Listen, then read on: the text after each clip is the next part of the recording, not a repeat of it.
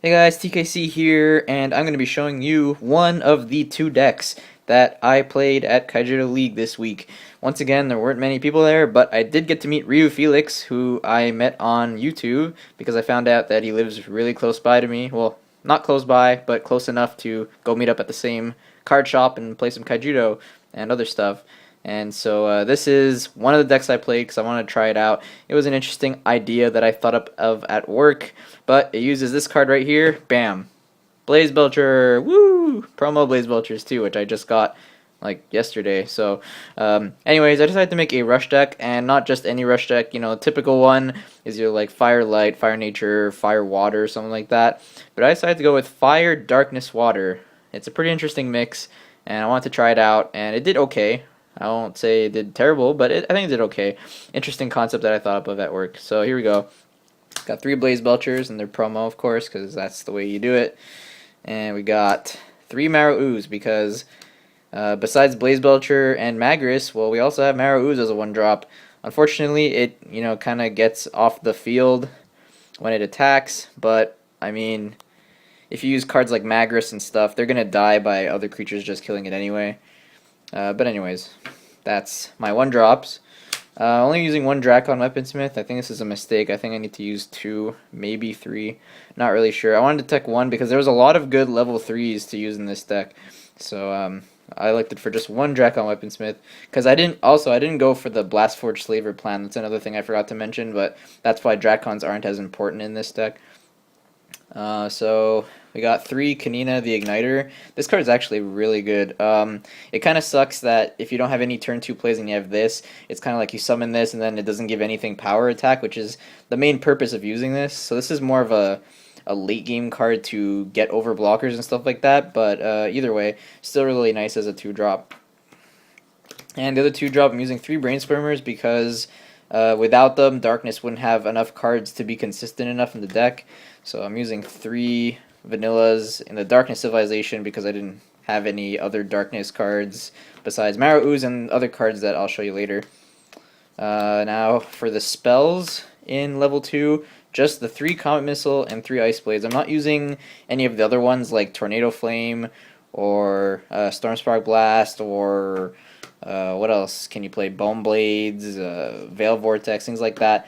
I felt that like at that point, like if you draw them or something, you don't want to really play them turn 4, 5, 6. I know you want to pray they're in your shields, but I'd rather have a different suite of creatures, I guess. I don't know how to explain it, but I think 6 spells was kind of enough because I have some pseudo removal cards that I'll show you later. So now for level 3. Level 3 is pretty important. So only 2 Aqua Commando. I wanted to test out this card to see how well it does, and I think these might have to get out of the deck. Take them out for maybe more Drakon Weaponsmiths or something, because I think I need a couple more turn 2 plays to be more consistent and have more plays on turn 2. So yeah, Aqua Commando wasn't the best. Even though it goes back to your hand and you maintain your hand, I don't feel it's necessary. 3 Memory Swarms. I like it because it can't be blocked, so this is a guaranteed shield if it doesn't get banished, which is very nice to have. I mean, it gets rid of 1 shield. What more can you ask for there? It's like guaranteed 1 shield, so that's really good about it. Aqua Seneschal, it's not guaranteed a shield, but you're guaranteed a draw, which is really good in this deck. And it's a creature as well, so you're not forced to running Logo Scan and Spy Mission, which I personally don't really like in Rush decks. You don't want to be drawing cards, you want to be summoning creatures and winning the game as fast as possible. So Seneschal really fits that role well because he's a creature and draws you cards no matter what, so that's very awesome. I'm running 2 Tech Gigastands. I didn't play this card all day because I never drew it, so I didn't really play too many games with this deck, maybe 4 or so, and I never saw Gigastand, but I think it's pretty nice how you could just kind of disrupt your opponent by attacking. I don't know, it's pretty nice. And I think this was a really good pick for this deck, Skullcutter. This is pretty much my 3 extra removal cards kind of thing. Pretty much because, I don't know, like if they choose to attack this, whatever they're attacking this with is going to get banished. Once again, just like Gigastand, I didn't draw this card at all. Like, I never saw this hit the board either. So, Skullcutter, I think it would have been really good if I kept on getting Skullcutters on the board because Skullcutters just kind of sit there, hit a shield, or a blocker blocks it and it goes away. It's really good. Now for level 4s, gotta have the 3 Gilaflames. I mean, 5,000 power. I mean, besides the level 4 blockers are higher, not much is going to stop this. So, oh, a Scaradorable too, I guess. But yeah, Gilaflame, pretty cool stuff. 2 Draglides, 1 promo from Channel Kaijudo Master. Oh yeah. 2 Draglides. I think 3 is too much because like it only has 2,000 power, and that far into the game, they're gonna have blockers, and you're gonna have to rely on removal like turn 5 or 6.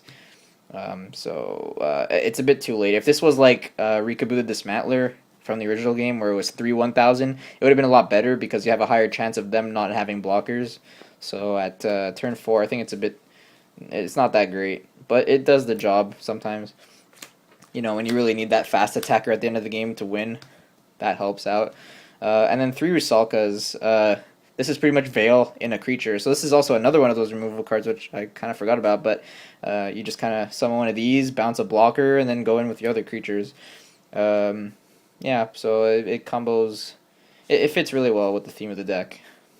So that's it for my Fire, Water, Darkness Rush deck. It's, you know, just an interesting concept to try out. You know, typically Water, Darkness, Fire is typically a control deck kind of archetype, but I decided to make it a Rush deck archetype, and it was fun. I really like this deck. I taught people how to play with this deck as well. It's pretty easy. I mean, you just kind of summon creatures and hit shields, so they didn't really have to think too much, you know. And one guy actually beat me for the first time. Like, he didn't know how to play before. I think he actually played Duel Masters maybe, but he didn't remember all the rules. So I just gave him this deck. I used my Dawn Control deck, and he actually beat me the first game. So, yeah, pretty good stuff, guys. I like this deck. So try it out if you'd like. Give me some tips if you think you have some better suggestions. Like I said, I think Aqua Commando needs to go for some more level 2s. And yeah, besides that, guys, this is TKC, signing off. See you later, guys.